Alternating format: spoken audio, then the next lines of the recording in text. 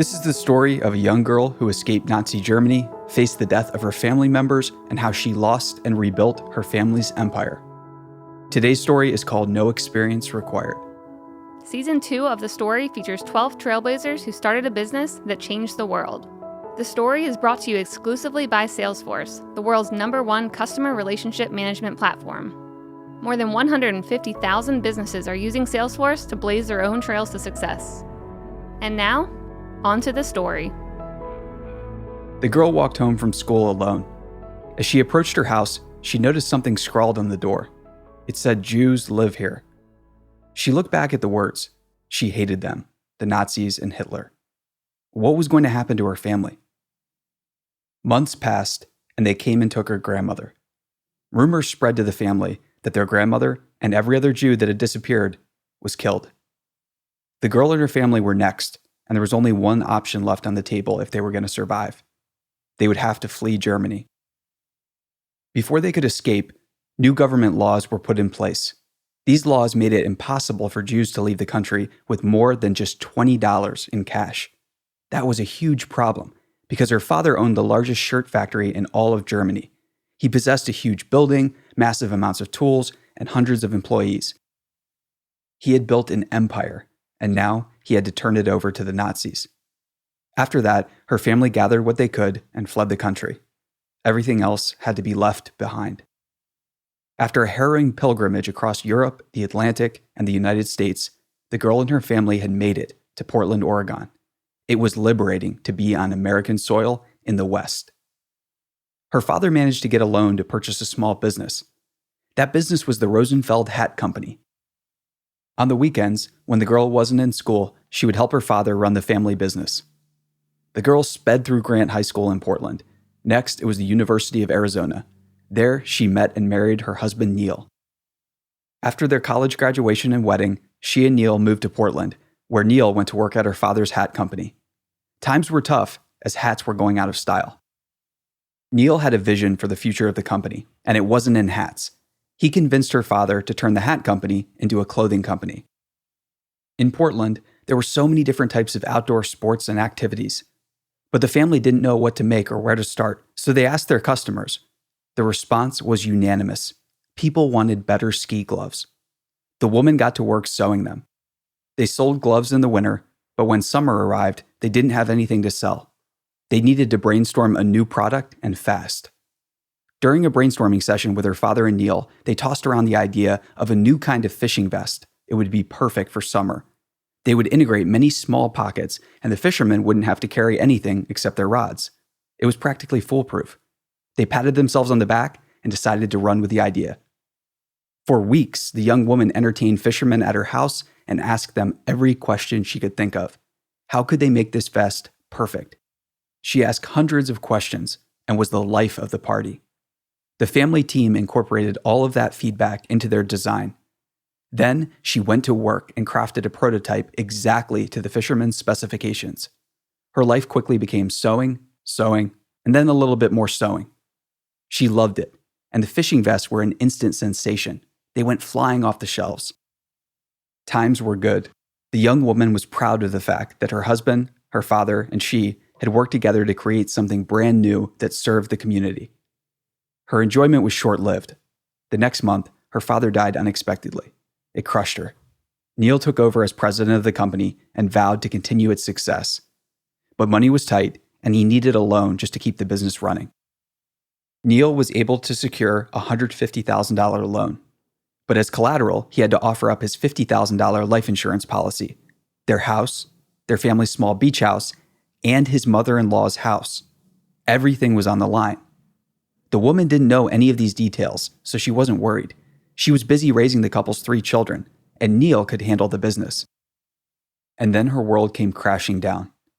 At just 47 years old, Neil had an unexpected heart attack and passed away. She was heartbroken and grieving. Just 3 days after the funeral, she was forced to take over and try to run the business.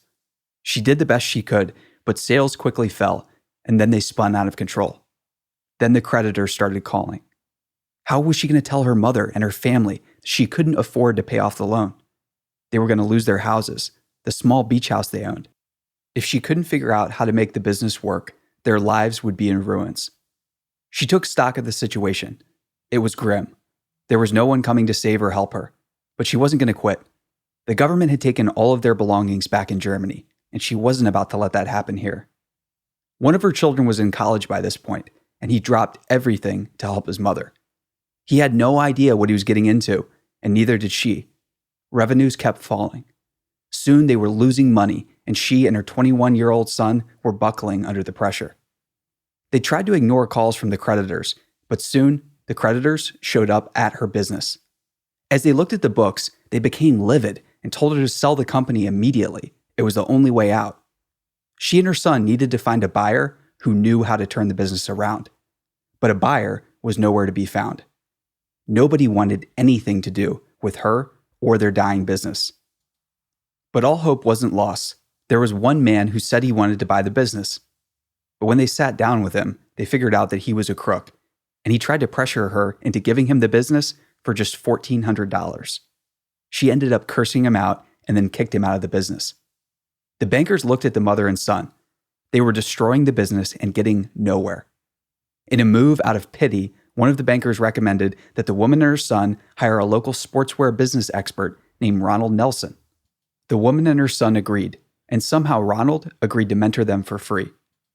They didn't know how lucky they were. You see, Ronald was the 12th employee at a little company called Nike. He knew what he was doing, and soon trained the woman and her son. He guided them through dozens of business challenges and helped them get the company to break even.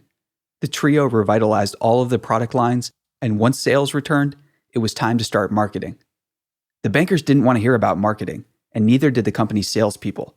They laughed at the older woman who was still trying to make a failing company a success. What did she know about marketing? When she suggested that she be the face of the marketing campaign, they lost it.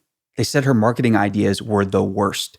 They said that everyone knows that men do not want to be told what to buy or what to wear by a woman, especially an older woman.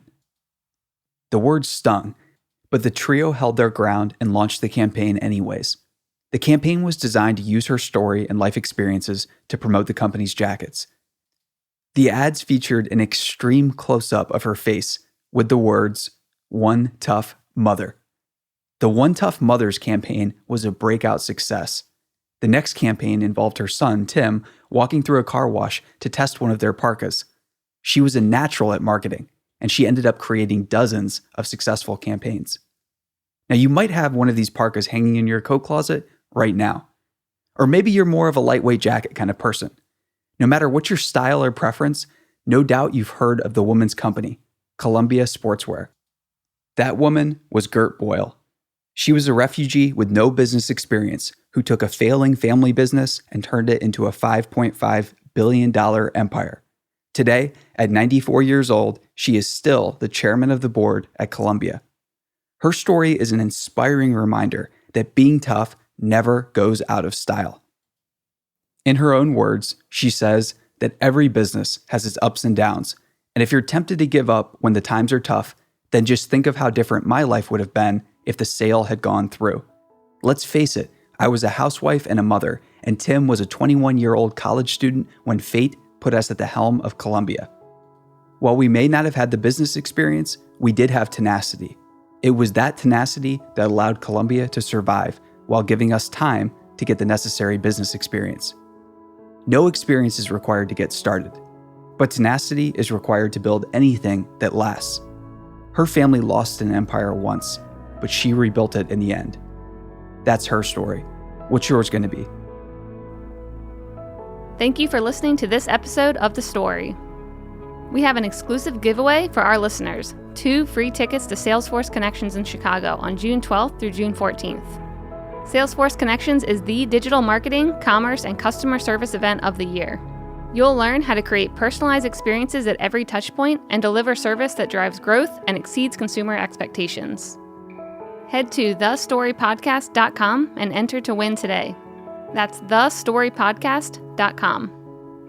Thank you again to our presenting sponsor, Salesforce, for sharing these stories of business trailblazers who changed the world. Also, join Salesforce on May 1st in San Francisco for an upcoming event called Trailblazing Women.